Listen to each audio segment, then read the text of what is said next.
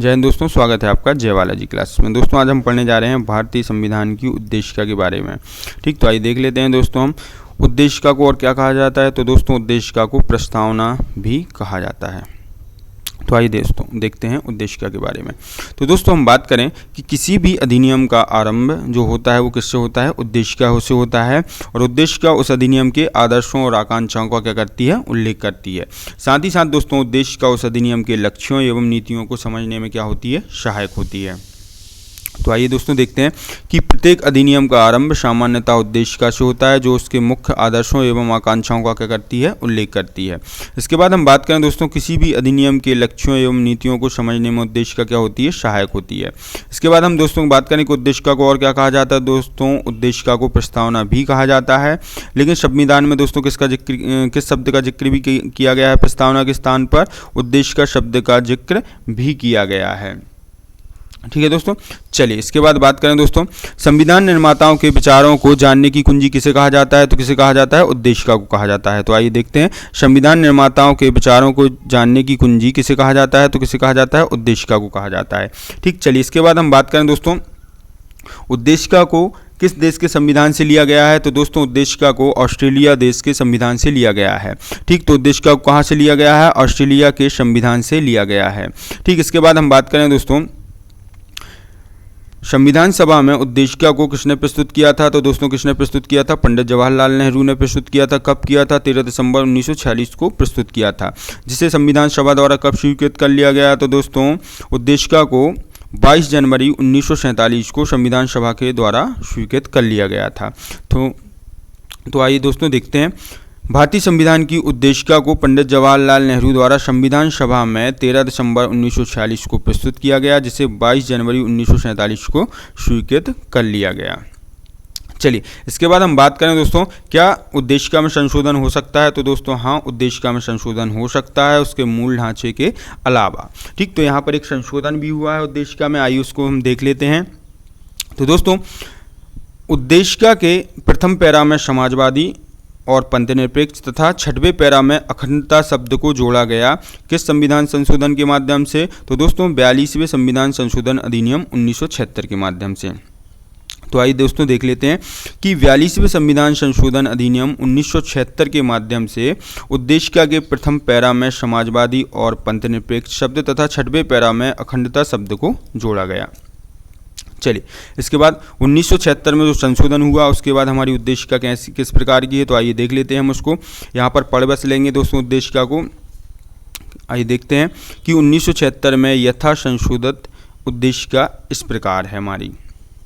आइए देखते हैं कि उद्देशिका क्या है हमारी। तो उद्देशिका है दोस्तों, यहाँ से शुरुआत होती है कि हम भारत के लोग भारत को एक संपूर्ण प्रभुत्व संपन्न पंथ समाजवादी पंथ निरपेक्ष लोकतंत्रात्मक गणराज्य बनाने के लिए तथा उसके समस्त नागरिकों को सामाजिक, आर्थिक और राजनीतिक न्याय, विचार, अभिव्यक्ति, विश्वास, धर्म और उपासना की स्वतंत्रता, प्रतिष्ठा और अवसर की समानता प्राप्त कराने के लिए तथा उन सब में व्यक्ति की गरिमा और राष्ट्र की एकता और अखंडता सुनिश्चित करने वाली बंधुता बढ़ाने के लिए दृढ़ संकल्प होकर अपनी इस संविधान सभा में आज तारीख 26/11/1949 ईस्वी को इस संविधान को अंगीकृत, अधिनियमित और आत्मार्पित करते हैं। ठीक है दोस्तों, तो दोस्तों इस हमारी उद्देशिका में जितने भी शब्द हैं प्रत्येक शब्द से क्वेश्चन बनते हैं जिनको हम बड़े अच्छे से पढ़ेंगे नेक्स्ट वीडियो में। ठीक, चलिए इसके बाद हम बात करें दोस्तों उद्देशिका के बारे में और बात करते हैं। तो दोस्तों क्या उद्देशिका संविधान सभा का अंग है या नहीं है। ठीक, तो आइए इसको देखते हैं। तो दोस्तों यहाँ पर हम दो बात को देखने वाले हैं। एक बात में कहा गया है उच्चतम न्यायालय द्वारा कि उद्देशिका संविधान सभा का अंग नहीं है, किंतु दोस्तों उच्चतम न्यायालय ने बाद में अपने पूर्व के निर्णय को बदलते हुए कहा है कि उद्देशिका जो है हमारे संविधान सभा का अंग है। तो आइए दोस्तों सबसे पहले देखते हैं हम इनुरी वेरुवारी 1960 के वाद को, जिसमें उच्चतम न्यायालय ने अपना निर्णय देते हुए यह कहा है कि उद्देशिका संविधान सभा का प्रेरणा स्रोत भले ही हो सकता है किंतु वह संविधान सभा का अंग नहीं है। ठीक, क्योंकि इसके रहने या ना रहने से संविधान के मूल उद्देश्यों में कोई अंतर नहीं पड़ेगा। ठीक, तो आइए देखते हैं दोस्तों, इनरी वेरुवारी 1960 के बाद में उच्चतम न्यायालय ने यह धारित किया कि उद्देश्य का संविधान का प्रेरणा स्रोत भले ही हो किंतु यह संविधान का अंग नहीं है। ठीक, तो यह बात किस बाद में कही है दोस्तों, हमारी इनरी वेरुवारी 1960 के बाद में कही है। ठीक, इससे क्वेश्चन बनता है दोस्तों, आगे इससे संबंधित क्वेश्चन भी देखने वाले हैं इसी वीडियो में हम। चलिए, इसके बाद हम बात करें दोस्तों यहाँ पर और क्या कहा गया, तो यहाँ पर कहा गया जहाँ संविधान की भाषा संदिग्ध या अस्पष्ट है वहाँ उद्देश्य का संविधान निर्माताओं के आशय को समझने में सहायक है, अतः यह संविधान निर्माताओं के विचारों को जानने की क्या है दोस्तों, कुंजी है। ठीक, तो दोस्तों ये हो गया हमारा इनरी वेरुवारी 1960 का वाद। चलिए, इसके बाद हम बात करें दोस्तों, किंतु इसके बाद एक वाद और आया जिसमें उच्चतम न्यायालय ने अपना निर्णय दिया। तो वाद वो कौन सा है दोस्तों, हमारा केशवानंद भारती बनाम केरल राज्य 1973 का वाद, जिसमें उच्चतम न्यायालय ने अपने पूर्व के निर्णय को बदलते हुए कहा कि उद्देश्य का संविधान का अभिन्न अंग है। ठीक, साथ ही साथ उसमें कहा गया कि उद्देश्य का जो है उसका संविधान में वही स्थान है जो अन्य उपबंधों का है। ठीक, इसके बाद और क्या कहा गया दोस्तों, तो और इसके साथ कहा गया दोस्तों कि उद्देश्य का न्याय योग्य नहीं है, अर्थात उद्देश्य के आधार पर कोई निर्णय नहीं दिया जा सकता। और क्या कहा गया दोस्तों इस बात में, तो दोस्तों इस बात में और ये कहा गया कि उद्देश्य का में संशोधन हो सकता है इसके मूलभूत ढांचे को छोड़कर। तो आइए दोस्तों देख लेते हैं कि केशवानंद भारती बनाम केरल राज्य 1973 के प्रकरण में उच्चतम न्यायालय ने अपने पूर्व के निर्णय को बदलते हुए यह मत दिया कि उद्देश्य का संविधान का अभिन्न अंग है, संविधान में इसका वही स्थान है जो अन्य उपबंधों का है। ठीक, तो दोस्तों इनरी वेरुवारी 1960 के बाद में उच्चतम न्यायालय ने कहा था कि उद्देश्य का संविधान का अंग नहीं है।